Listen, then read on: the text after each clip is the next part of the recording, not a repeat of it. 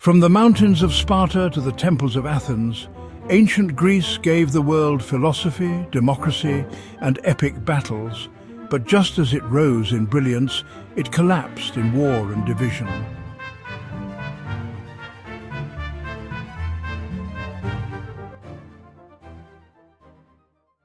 Out of the ashes of a fallen Bronze Age and a long, silent darkness, a new light began to dawn across the Mediterranean.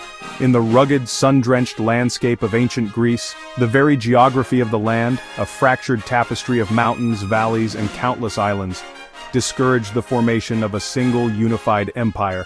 Instead, it nurtured something new, something fiercely independent: the polis, or city-state.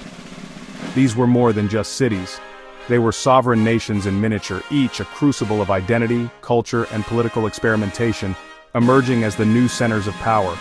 Among these burgeoning powers, one rose to preeminence not through brute force, but through a revolutionary idea. This was Athens. Here, in the bustling, sunlit agora, a radical concept took root: democratia, or rule by the people. Pioneered by visionary leaders like Solon and Cleisthenes, Athens pioneered a system that empowered its citizens to actively participate in their own governance. In the Great Assembly, thousands of eligible men would gather to debate laws, declare war, and shape their collective destiny. It was a messy, often chaotic process, and its promise of freedom was not extended to all. Women, slaves, and foreigners were excluded. Yet this newfound political liberty unleashed an unprecedented explosion of creativity. Philosophy, drama, art, and science flourished, as the freedom to govern oneself became intertwined with the freedom to question everything. Meanwhile, far to the south, in the isolated valley of Laconia, Athens' great rival Sparta forged a society on entirely different principles, one built on military discipline and warrior strength. Sparta was a state engineered for a single purpose: war. From the age of 7, every male citizen was submitted to the agoge, a brutal, state-sponsored training regimen designed to strip away individuality and forge the ultimate soldier. Life was austere, disciplined, and communal. This entire militaristic structure was built upon the backs of a vast enslaved population known as the Helots, whose labor freed the Spartan citizens to focus solely on warfare. The constant threat of a Helot uprising meant that for Sparta, life was a permanent state of emergency, a reality that shaped every aspect of their stark and formidable culture. Despite their profound differences and frequent conflicts, these city-states were bound by a shared Hellenic identity. They spoke the same language, worshipped the same pantheon of Olympian gods, and gathered every 4 years at Olympia to set aside their rivalries and compete in athletic contests. This shared culture would prove vital when they faced existential threats. Yet, it was their individual contributions that would echo most powerfully through history. They gave us the language of politics, with words like democracy, monarchy, and tyranny. They invented formal logic and philosophy, asking fundamental questions about existence and ethics that we still grapple with today. Their art and architecture, a pursuit of mathematical harmony and idealized beauty, set a standard for millennia. From the intricate narratives painted on pottery to the majestic columns of the Parthenon, their legacy is written in stone and clay. These scattered, quarrelsome city-states laid the very foundations for Western civilization itself. When the mighty Persian Empire threatened to crush Greece, the impossible happened at Marathon. At Thermopylae, 300 Spartans held the pass against impossible odds. The Greek fleet shattered Persian naval power at Salamis. Against all expectations, the Greeks had defeated the greatest empire on earth.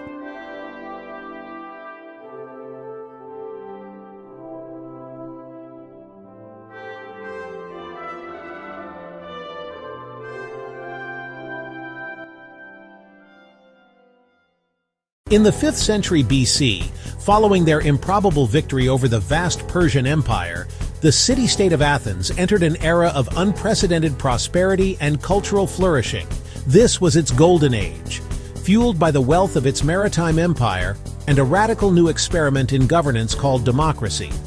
Athens became the vibrant epicenter of the ancient world, a crucible where art, architecture, and philosophy would be forged into forms that still shape our civilization today. At the heart of this intellectual explosion was a man who wrote nothing himself, a stonemason by trade, but a philosopher by calling Socrates.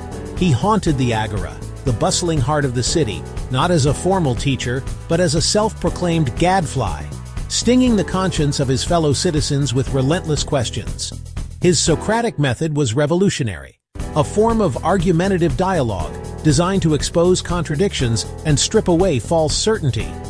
He famously taught that the unexamined life is not worth living, championing the pursuit of virtue and self-knowledge above all else. This radical questioning of authority and tradition, however, made him powerful enemies, and would ultimately lead him to a trial and a death sentence, a cup of hemlock that cemented his status as a martyr for free thought. The execution of his mentor was a defining trauma for his most brilliant student, Plato. Disillusioned with the very democracy that had condemned Socrates, Plato dedicated his life to a search for a more profound and enduring form of truth. He founded the Academy on the outskirts of Athens, arguably the first institution of higher learning in the Western world. Here, he wrote down the dialogues that preserved Socrates' legacy, but also developed his own profound philosophy. At its core was the theory of forms, the idea that our physical world is but a pale imitation of a higher, eternal realm of perfect concepts like justice, truth, and beauty. In his masterwork, The Republic, he explored the nature of the ideal state, a society ruled not by the powerful, but by the wise, philosopher-kings. Among the brilliant minds at Plato's Academy was a student who would both honor and challenge his master's legacy, Aristotle. Where Plato gazed upward to a world of perfect forms, Aristotle looked down to the tangible, observable world around him. He was an empiricist, a compulsive categorizer who believed knowledge began with sensory experience. He systematized human knowledge on a scale never before attempted, making foundational contributions to everything from logic and biology to ethics and politics.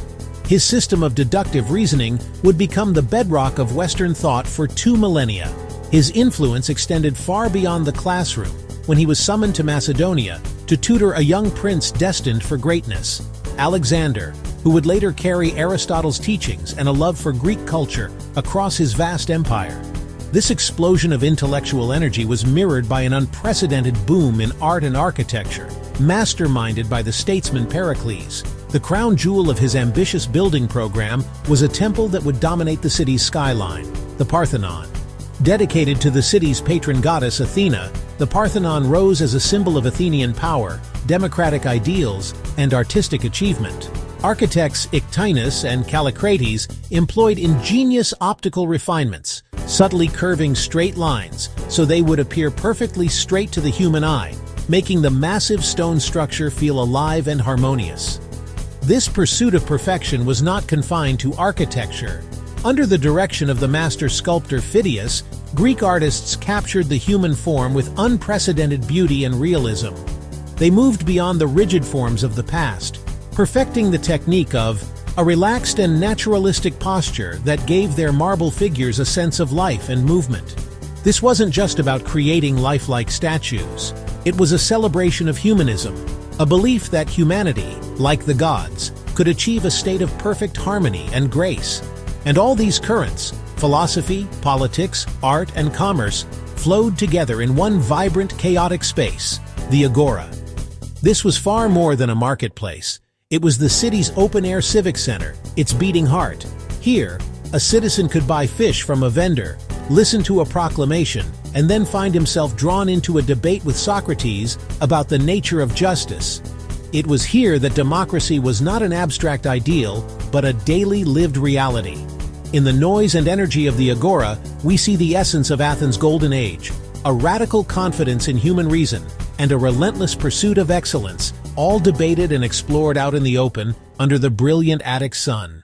Sparta built a society unlike any other, where every citizen was a warrior. From childhood, Spartans endured brutal training to forge unbreakable discipline. Their phalanx was the most feared military formation in the ancient world. While Athens celebrated art and philosophy, Sparta worshipped strength and honor.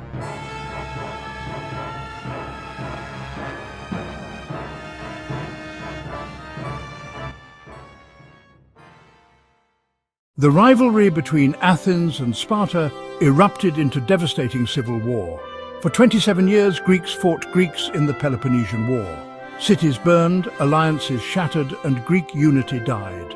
Athens, once mighty, fell to Spartan power and its own internal divisions.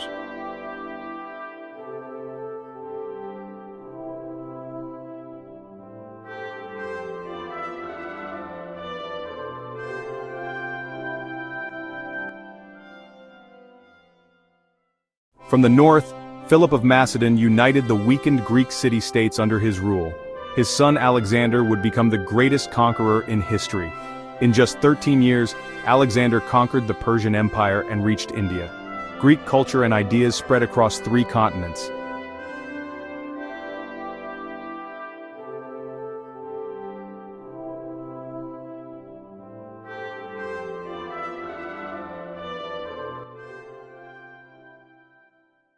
In the sweltering heat of Babylon, in 323 BC, the unthinkable happened.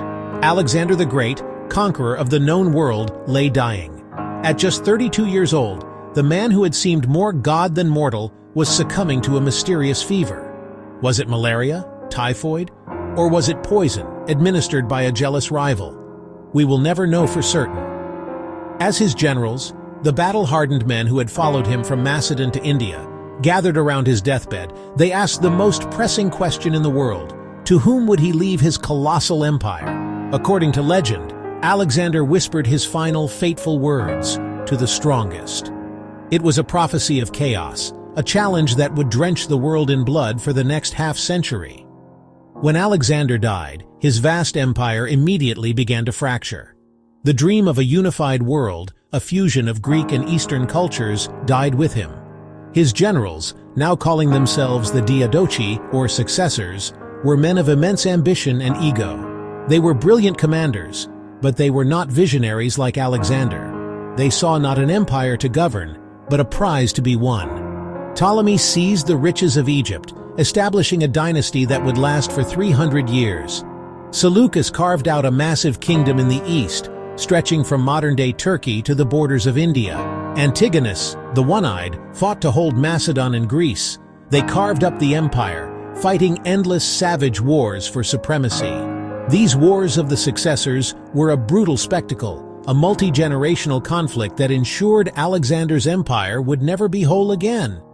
Yet this fragmentation was not simply an ending, it was a transformation. This new era, the Hellenistic Age, saw Greek culture spread further than ever before. The Greek language, Koine Greek, became the common tongue of commerce, government, and intellect across the Mediterranean and Near East.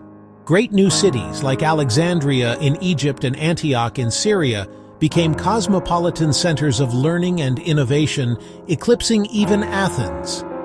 The Library of Alexandria, founded by Ptolemy, was the intellectual heart of this new world, a place where the sum of human knowledge was gathered, translated, and studied. But while the Hellenistic kingdom squabbled, a new power was rising in the West. Disciplined, organized, and relentlessly ambitious, the Roman Republic began to expand. The Greek city-states and the successor kingdoms, weakened by their incessant infighting, were no match for the legions. One by one, they were picked off. The final symbolic blow came in 146 BC, when the Romans sacked the great city of Corinth, slaughtering its men and enslaving its women and children. Greece itself, the cradle of Western civilization, fell to the rising power of Rome. But a strange thing happened. As the Roman poet Horace would later write, captive Greece took its savage conqueror captive. Though politically subjugated, Greek culture conquered Rome. Roman elites became infatuated with all things Greek. They hired Greek tutors, physicians, and artists. They imported Greek statues by the shipload to adorn their villas. Their gods were merged with the Greek pantheon. Roman literature, drama, and rhetoric were all built upon Greek models. But Greek philosophy, science, and art lived on, shaping Roman culture from the inside out. The Romans were the perfect vessel. Their immense empire became the conduit through which Greek ideas would be preserved, amplified, and passed down through the centuries. This Greco-Roman culture laid the foundation for the entirety of Western civilization. When Europe emerged from the Dark Ages, it was the rediscovery of these ancient texts during the Renaissance that sparked a new age of enlightenment. From democracy to philosophy, Greek ideas still guide our world today. The very concept of a government of the people, the scientific method of observation and hypothesis, the philosophical quest for truth and meaning, the mathematical language we use to describe the universe, all have their roots in the soil of ancient Greece. So when we look upon the ruins of the Parthenon, standing sentinel over the sprawling modern city of Athens, we are not just looking at the remnants of a fallen empire. We are looking at our own origin story. The political power of Greece faded 2 millennia ago, but its intellectual and cultural power proved to be immortal. It is the invisible architecture of our thoughts, the silent foundation of our institutions, and a timeless testament to the enduring power of ideas. Ancient Greece was brilliant and fragile, a civilization of philosophers and warriors, artists and conquerors. Its fall reminds us that even greatness can be undone. Subscribe now for more epic history documentaries. Next, the Persian Empire.